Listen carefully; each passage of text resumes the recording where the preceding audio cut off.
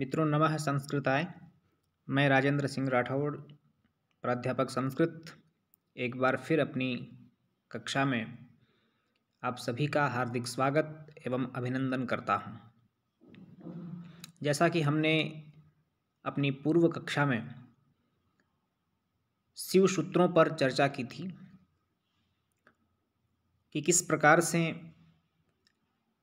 अक्षर समन्वय को महर्षि पाणिनि ने वैज्ञानिक रूप से रखा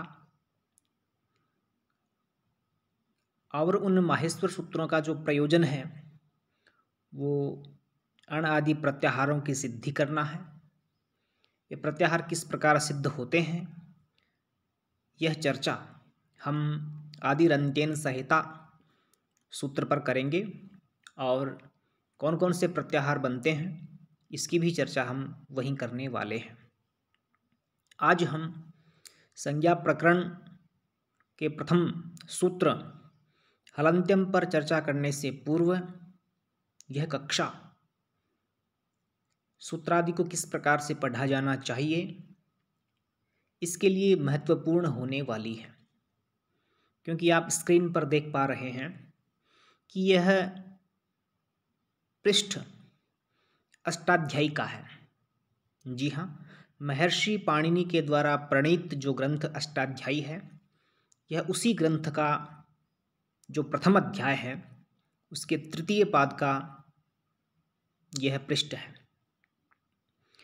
प्रथम अध्याय के तृतीय पाद का प्रारंभ भुवादयो धातवः सूत्र से होता है, क्योंकि हम यह चर्चा आज इसलिए करने वाले हैं कि किस प्रकार से सूत्रादि के बाद में रखी गई जो तीन संख्याएं होती हैं उनका क्या प्रयोजन है, किस प्रकार से वे रखी जाती हैं।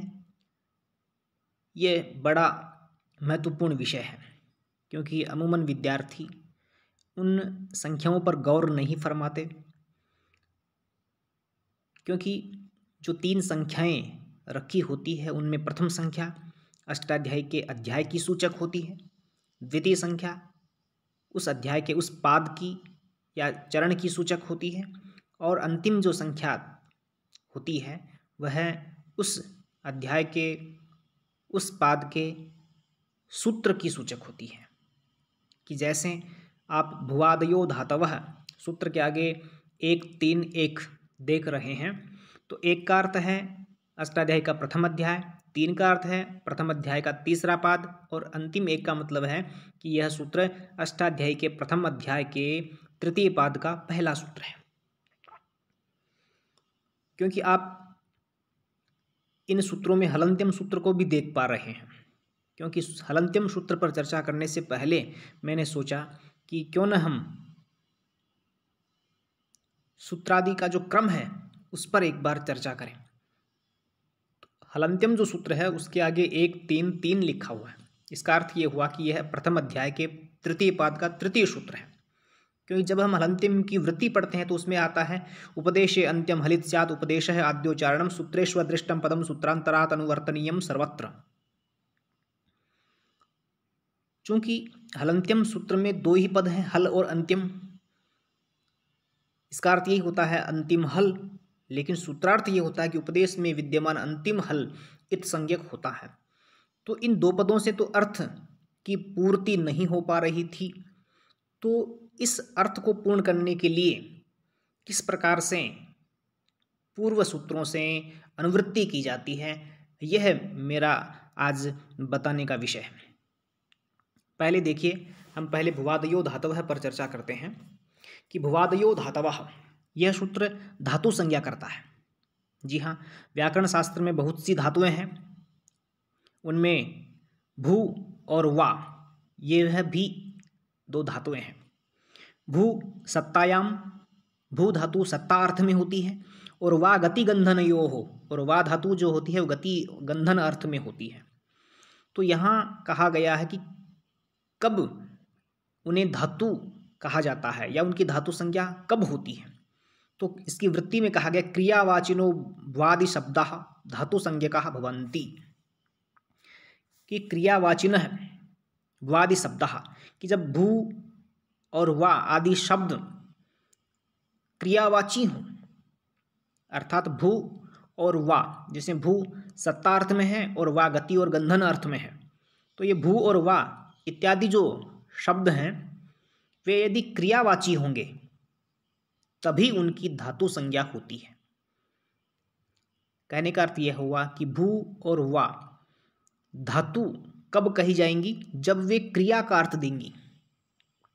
तो भवादि शब्दाः धातु संज्ञकाः भवन्ति, परम कीदृशाः भवादि शब्दाः धातु संज्ञकाः भवन्ति, तर्हि उक्तं क्रियावाचिनः भवादि शब्दाः धातु संज्ञकाः भवन्ति। अर्थात क्रियावाची जो भवादि शब्द हैं वे धातु संज्ञक होते हैं। तो प्रकृत सूत्र धातु संज्ञा करता है। भू और वा, भू यानी सत्ता अर्थ में और वा गति और गंधन अर्थ में। आदयः का अर्थ है इत्यादि। जो व्याकरण शास्त्र में प्रयुक्त धातुएं हैं वे सभी धातुएं धातु संज्ञक जो है तभी होती है जब वे क्रियावाची होंगी। यह इस सूत्र का अर्थ हुआ। कहने का अर्थ यह है कि धातु संज्ञा केन सूत्रेण विधीयते, तब आप कह सकते हैं भ्वादयो धातवः। ठीक है। दूसरा सूत्र देखिए। दूसरा सूत्र है उपदेशे अजनुनासिक इत। इस सूत्र में 4 पद हैं। पहला पद है उपदेशे, दूसरा पद है अच, तीसरा पद है अनुनासिक और चतुर्थ पद है इत। और सूत्र संख्या आप देख पा रहे हैं 1, 3, 2, यानी यह प्रथम अध्याय के तृतीय पाद का दूसरा सूत्र है। अब आप देखिए इसमें कि उपदेश में तब हमें जानना चाहिए कि उपदेश क्या है। तो उपदेश के लिए कहा जाता धातु सूत्र गणोनादि वाक्य लिंगानुशासनम आगम प्रत्यादेशः उपदेशः प्रकीर्तिताः, कि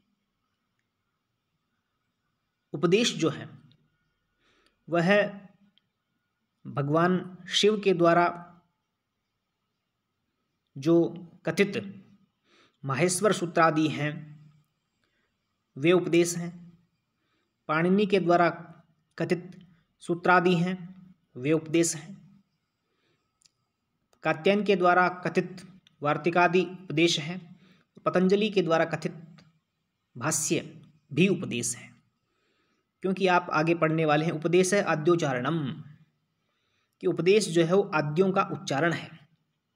आद्य कहें तो आद्य शब्द से हमें भगवान शिव का ग्रहण होता है, पाणिनि का ग्रहण होता है, कात्यायन का ग्रहण होता है और पतंजलि का ग्रहण होता है। यानी आद्य शब्द से चारों का ग्रहण होता है, शिव से लेकर के पतंजलि तक, जिनमें पाणिनि और कात्यायन जिन्हें वररुचि भी कहा जाता है वे भी शामिल हैं। तो इन चारों का जो उच्चारण है वही उपदेश है। तो कहने का अर्थ यह हुआ कि जो माहेश्वर सूत्र हैं वे भी उपदेश हैं, जैसे ये धातुएं हैं धातु पाठ हैं वे भी उपदेश हैं। तो इन सभी उपदेशों में, तो उपदेश पद में सप्तमी विभक्ति है। सूत्र की चर्चा सूत्र के पदों पर आते हैं। उपदेश सप्तमी एकवचन का पद है। अर्थ हुआ उपदेश में। फिर कहा अच, यानी उपदेश में विद्यमान अच, यानी उपदेश में जो अच है वह अच अनुनासिक है। यदि वह अच अनुनासिक हो तो इत, तो उसकी इत संज्ञा होती है। अब यहाँ पर अच जो पद है वह विशेष्य है और अनुनासिक पद जो है वो विशेषण है। तो अर्थ यह होगा कि उपदेश से अनुनासिक अच इत, अर्थात इत संज्ञको भवति, यानी उपदेश में विद्यमान जो अनुनासिक अच है उसकी इत संज्ञा होती है। अब कैसे पता चले कि उपदेश में कौन सा अच अनुनासिक है और अनुनासिक होने पर ही उसकी इत संज्ञा होती है? तो परंपरा में पहले इस अच को जानने के लिए अनुनासिक चिन्ह विशेष का ग्रहण किया जाता था, लेकिन वर्तमान में यह लुप्त प्राय है। कुछ पुस्तकों में जो है आचार्यों के द्वारा उस अच को अनुनासिक रूप में लिखा जाता है। जैसे हम चर्चा करते हैं जो माहेश्वर सूत्रों में 6वां सूत्र है वो सूत्र है ये, लण सूत्र है, लेकिन उसमें कहा गया था लण मध्य त्वित संज्ञक है, अर्थात लण में जो आकार है वह इत संज्ञक है। कहने का अर्थ है कि यहाँ पर जो अ है उसको अनुनासिक रूप में दर्शाया जाएगा। अनुनासिक को दर्शाने के लिए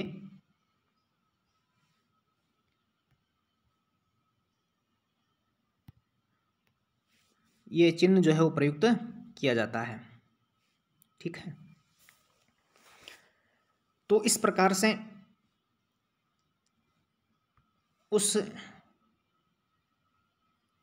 अच को अनुनासिक दिखाने के लिए उसके ऊपर चंद्र बिंदु रखी जाती थी, लेकिन यह व्यवस्था अब जो है देखने को नहीं मिलती। लेकिन कुछ पुस्तकों में अब भी विद्वानों के द्वारा उसे अनुनासिक करके लिखा जाता है। तो यह सूत्र कहता है कि उपदेश से अनुनासिकः अच इत संज्ञो भवति, यानी उपदेश में विद्यमान जो अनुनासिक स्वर है उसकी इत संज्ञा होती है।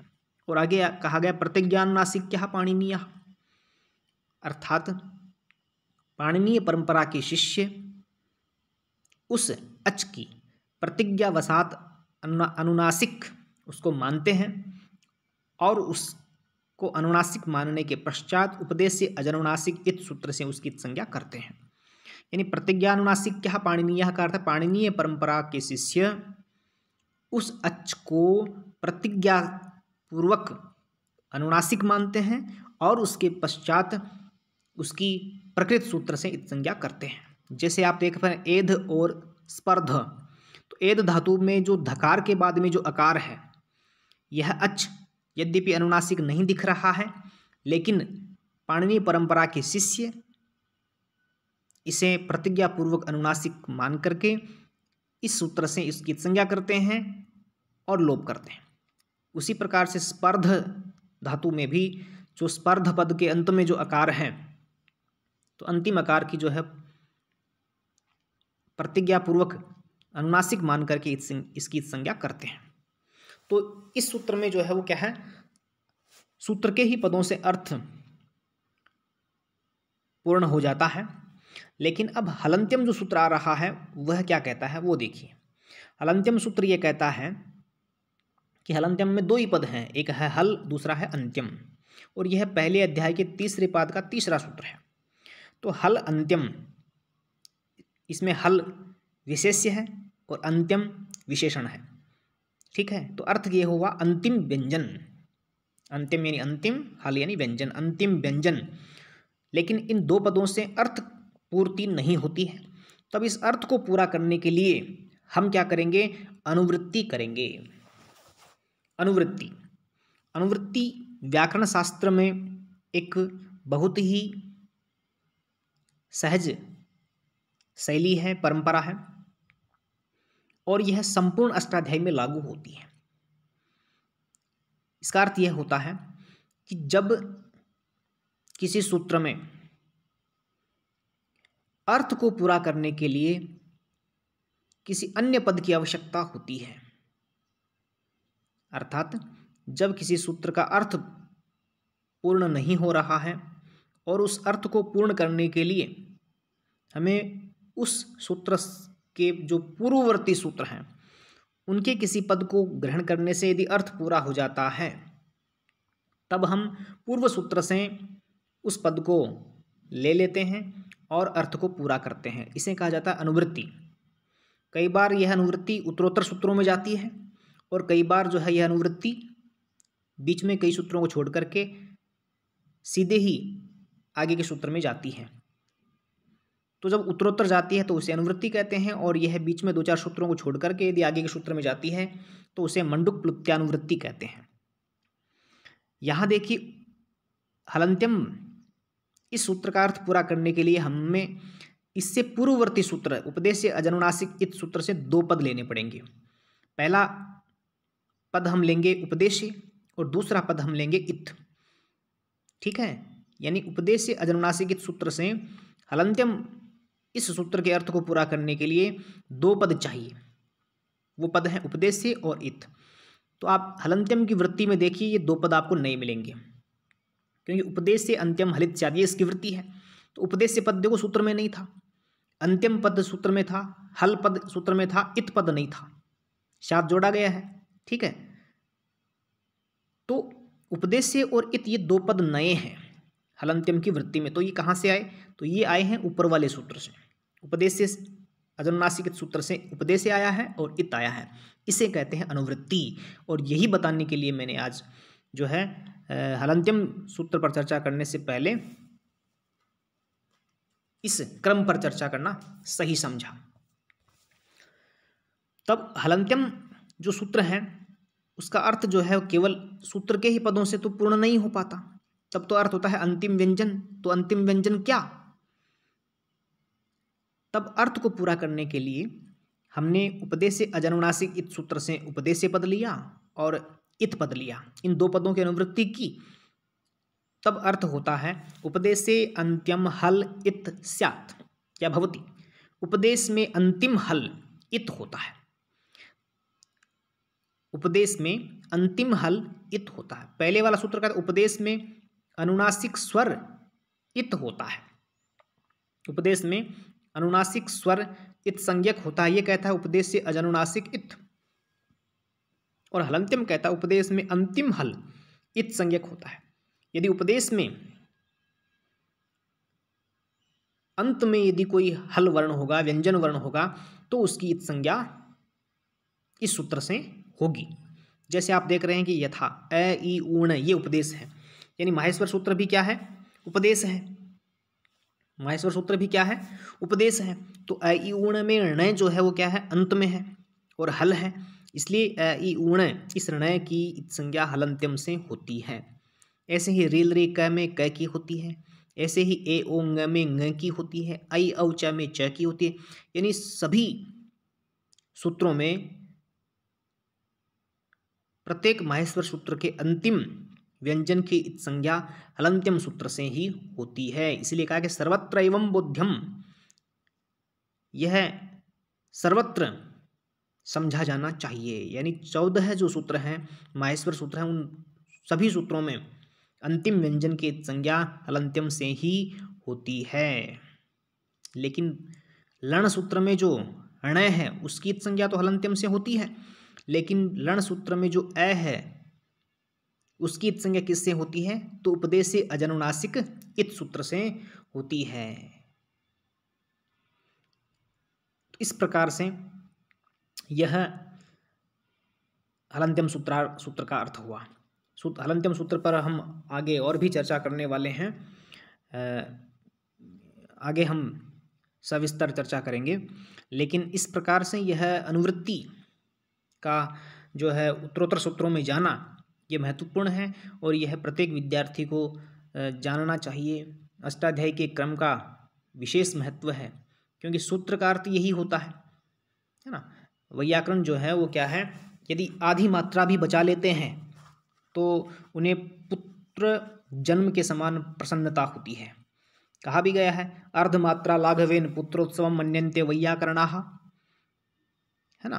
तो सूत्र का अर्थ ये कि जितना संक्षिप्त हो सके उतना। तो हलंत्यम सूत्र जो है वो संक्षिप्त हुआ। यदि उपदेश और इत भी जोड़ते तो ये सूत्र किस प्रकार बनता? उपदेश से हलंत्यम इत ऐसा सूत्र बनता है ना। और ऐसे बढ़ते बढ़ते अष्टाध्यायी में सभी सूत्र जो है वो सूत्र न रह करके व्याख्यान बने होते। तो यह अनुवृत्ति है, और इस प्रकार से हमें सूत्रों को उत्तरोत्तर पढ़ा जाना चाहिए। आगे सूत्र आता है न विभक्तौ तुस्मः। ये सूत्र जो है वो क्या है? कहता है कि न विभक्तौ तुस्मः, न नहीं होते हैं, ये इत संज्ञा का निषेध करता है कि न यानी नहीं होते हैं, इत संज्ञक नहीं होते हैं। विभक्तों का अर्थ विभक्ति में, तु का अर्थ तवर्ग, स का अर्थ है दंत्य सकार और म का अर्थ है मकार। यदि विभक्ति में, है ना, विभक्ति में तकार आएगा, तवकार तवर्ग आएगा, सकार आएगा और म आएगा, तो वहाँ इत संज्ञा नहीं होती है। यानी इसमें तवर्ग, तु का मतलब तवर्ग, स का मतलब दंत्य सकार और म का अर्थ मकार। तो यहाँ जो है वो क्या है? इत संज्ञा नहीं होती है। कैसे नहीं होती है? देखिए इसमें इसका अर्थ ये हुआ कि तु का अर्थ हो गया तवर्ग, त वर्ग हो गया, फिर हो गया स, और फिर हो गया म। तो आप देखते हैं जैसे राम शब्द का पंचमी एक वचन में रूप बनता है रामात, तो ये भी उपदेश है और उपदेश के अंत में त आया है तो हलंत्यम से इत संज्ञा हो जानी चाहिए, लेकिन वहाँ इत संज्ञा नहीं होती है। इसलिए सूत्र ये कहता है न विभक्तौ तुस्माः, यानी विभक्ति में विद्यमान तय वर्ग की, स की और म की। ऐसे ही स का उदाहरण आप देखें तो जैसे द्वितीय बहुवचन में रूप बनता है पहले रामास, ठीक है, और फिर सो रूप तो विसर्ग होता है तो रामहा रूप बनता है, लेकिन इससे पूर्व रामास ऐसा रूप बनता है, सकार अंत में होता है, तो वहाँ पर भी जो है स की इत संज्ञा नहीं होती। ऐसे ही द्वितीय एक वचन का रूप होता है रामम, तो वहाँ पर मैं की भी इत संज्ञा नहीं होती है ना। तो ये जो है वो क्या है, महत्वपूर्ण है, ठीक है। यदि विभक्ति में कोई पद है, ठीक है, विभक्ति में कोई पद है और उसके अंत में यदि त वर्ग आ जाता है, सकार आ जाता है और मकार आ जाता है, तो वहाँ जो है वो हलंत्यम से इत संज्ञा नहीं की जाती है, यह सूत्र कहता है, ठीक है। इस पर हम आगे चर्चा करने वाले हैं।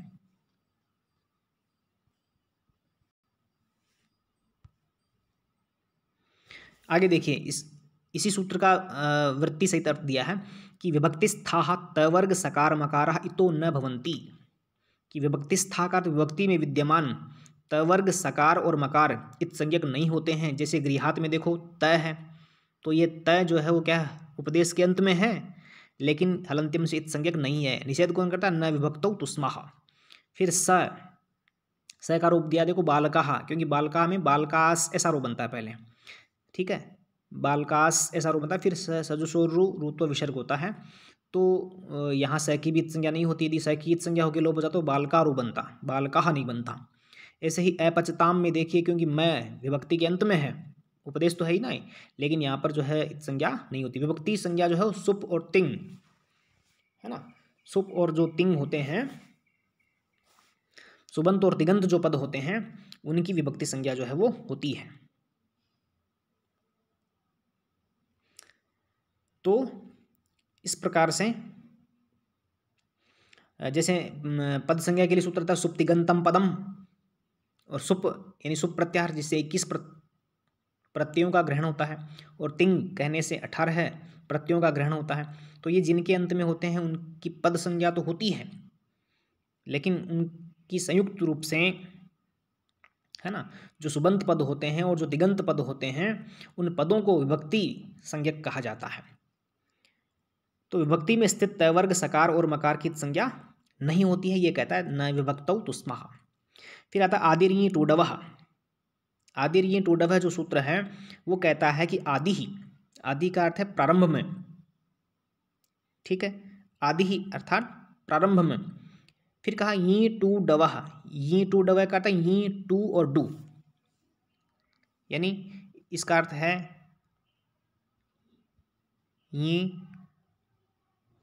टू और डू। अब देखिए इसका अर्थ, आदि का अर्थ प्रारंभ में यानी पहले, यदि यी हो, यदि टू हो, यदि डू हो, लेकिन किसके प्रारंभ में, तो अर्थ को पूरा करने के लिए क्या पद आएगा, उपदेश। देखो वृत्ति में देखिए उपदेश से पद है और धातु पद है, तो उपदेश से तो कहाँ से आया, उपदेश से अजनुनासिक इस सूत्र से उपदेश से आ गया, और भुवादयो धातवः जो पद था उसी का जो यहाँ पर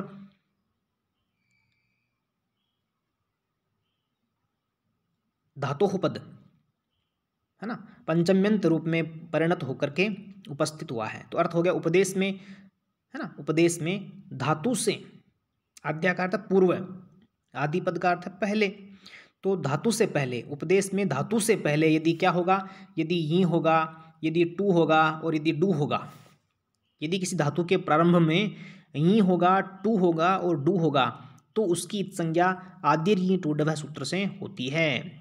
जैसे आप देख सकते हैं कि यहाँ जो धातुएं दे रखी हैं वो धातुएं कौन सी हैं, जैसे पहले धातु दे रखी है यथा में, ये दे रखी है ये भिदा, ठीक है, ये भिदा धातु है जिसमें आरंभ में आप देख रहे हैं ई, और दूसरी धातु है टू वेपरी जिसमें आदि में देख रहे हैं आप टू, और आगे दे रखी है डू पचश जिनके आदि में डू है, यानी ई, टू और डू।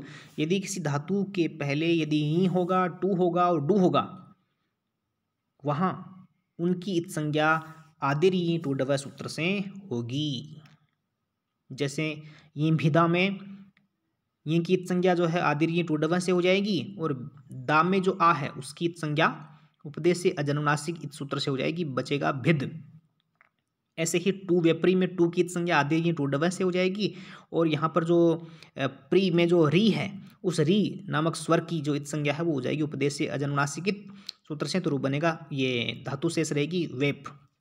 ऐसे ही डू पचश में डू की इत संज्ञा आदि री टू डबल से हो ही जाती है, और अंतिम शकार जो कि व्यंजन है हल है तो उसकी इत संज्ञा हलंत्यम से हो जाएगी, और पच में जो चैक में जो ए है उसकी इत संज्ञा उपदेश से अजनुनासिक इत सूत्र से हो जाती है, बचता है केवल पच। तो ये इस धातु का अर्थ हुआ कि धातु के आदि में यदि ही होगा, टू होगा और डू होगा, उसकी इत संज्ञा प्रकृत सूत्र से होती है। फिर कहा सह प्रत्ययस्य। सह प्रत्ययस्य का अर्थ ये होता है कि शकार, और प्रत्यय का अर्थ है प्रत्यय का, यानी प्रत्यय का शकार। अब प्रत्यय का शकार क्या, या प्रत्यय का शकार क्या, क्योंकि शह पद जो है वो षष्ठी एकवचन का है और प्रत्यय जो है वो भी षष्ठी एकवचन का है, तब अर्थ ये शह प्रथमा एकवचन का है और षष्ठ्यंत पद जो है वो प्रत्यय है। अब इसका अर्थ पूरा करने के लिए हमें जो है उपदेश पद सूत्र में जाना पड़ेगा, और आदिर्य टोडव से आदि पद का ग्रहण करना पड़ेगा। तो शह प्रत्यय का अर्थ है कि प्रत्यय का शकार, लेकिन किस प्रत्यय का और कहाँ। तब अर्थ को पूरा करने के लिए उपदेश से अजनुनासिक इस सूत्र से हमने उपदेश पद को लिया और आदिर्य टोडव से आदि पद को लिया। तब आप इसकी वृत्ति देखिए, उपदेश से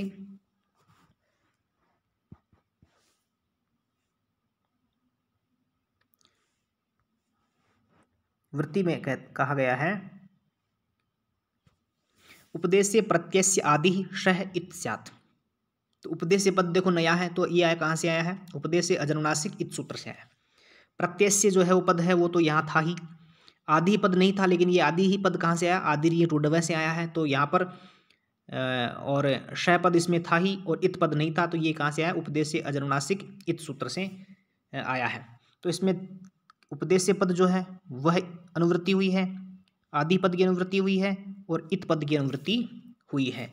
ऐसे ही आदिर्य टोडव में इत पद की अनुवृत्ति हुई है, उपदेश पद की अनुवृत्ति हुई है, धातु पद की अनुवृत्ति हुई है। ठीक है, तो ऐसे ही अनुवृत्ति जो है उत्तरोत्तर सूत्रों में जाती है और सूत्र का अर्थ पूरा करती जाती है।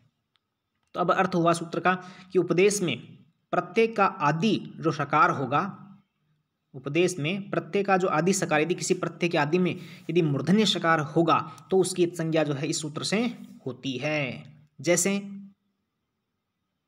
जैसे एक प्रत्यय होता है, शे प्रत्यय होता है, जैसे एक प्रत्यय होता है साकन प्रत्यय होता है, तो ये प्रत्यय है और प्रत्यय के आदि में मूर्धन्य शकार है, तो इस मूर्धन्य शकार की संज्ञा सह प्रत्यय से होती है। यह सूत्र कह रहा है, यह ज्ञान होना चाहिए। ठीक है, उसके बाद में आता है, देखो अगला सूत्र आता है चुट्टू। चुट्टू सूत्र में केवल दो वर्ण आप देख रहे हैं, चू और टू। ठीक है, चू का अर्थ है च वर्ग और टू का अर्थ है ट वर्ग, क्योंकि यहाँ संधि जो करेंगे, ये समास करेंगे ना, तो क्या हो जाएगा, चूहू और टूहू, चूहू च टूहू च, चूहू च टूहू च।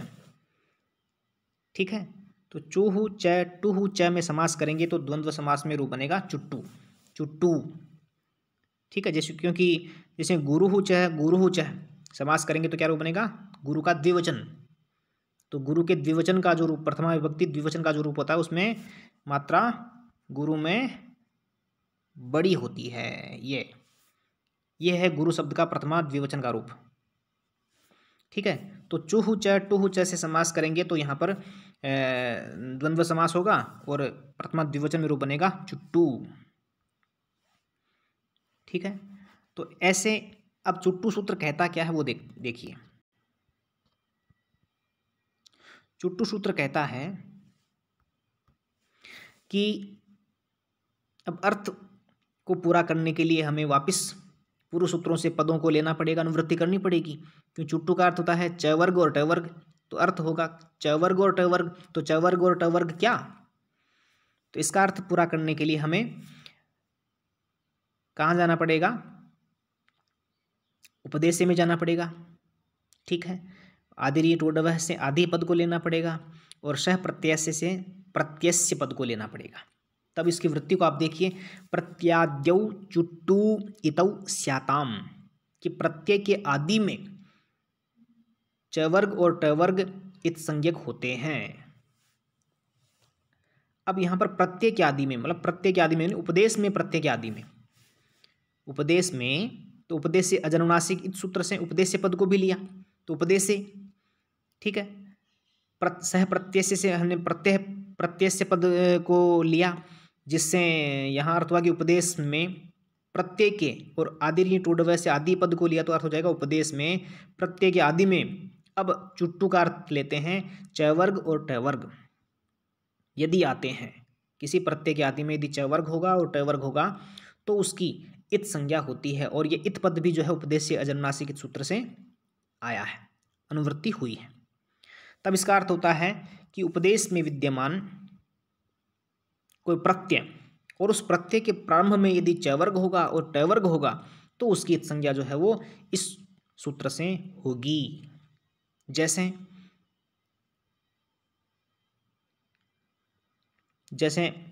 देख सकते हैं, जैसे च वर्ग है तो च वर्ग जिस प्रत्यय के आदि में आएगा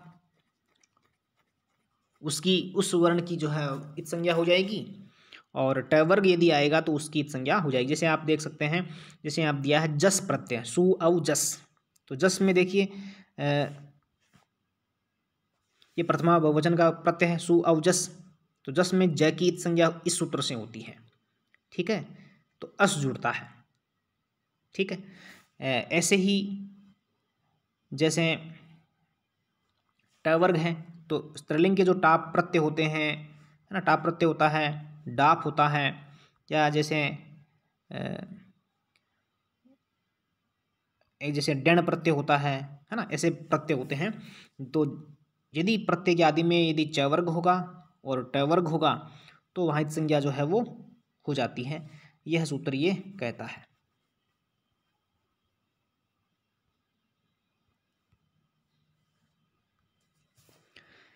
तो प्रत्यय के आदि में आने वाले च वर्ग और ट वर्ग की संज्ञा इस सूत्र से होती है। फिर सूत्र आता है लसक व तद्धिते।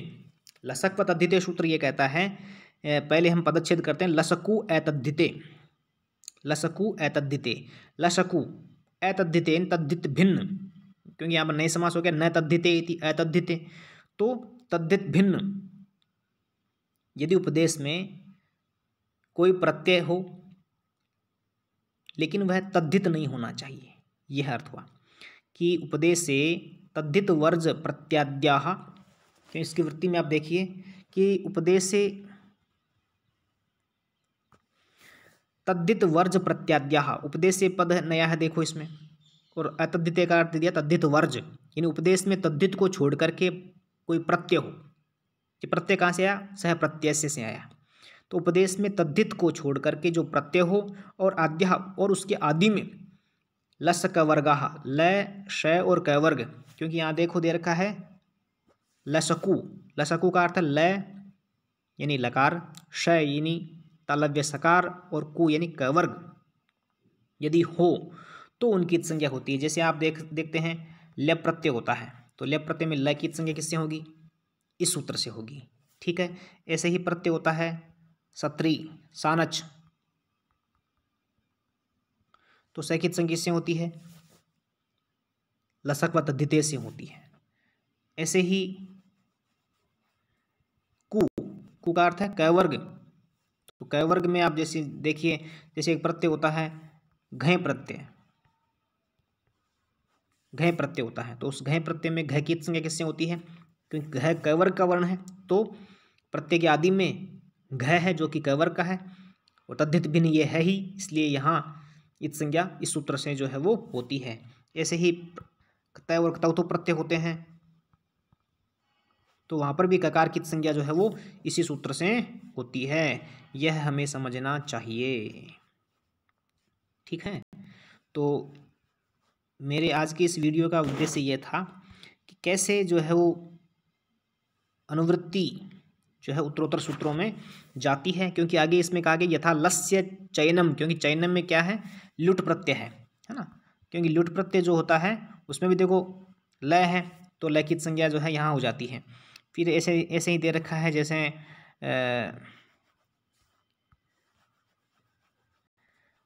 क्तय प्रत्यय के भुक्त और भुक्तवान दे रखे हैं। ठीक है, प्रिय वशे वदम खच, तो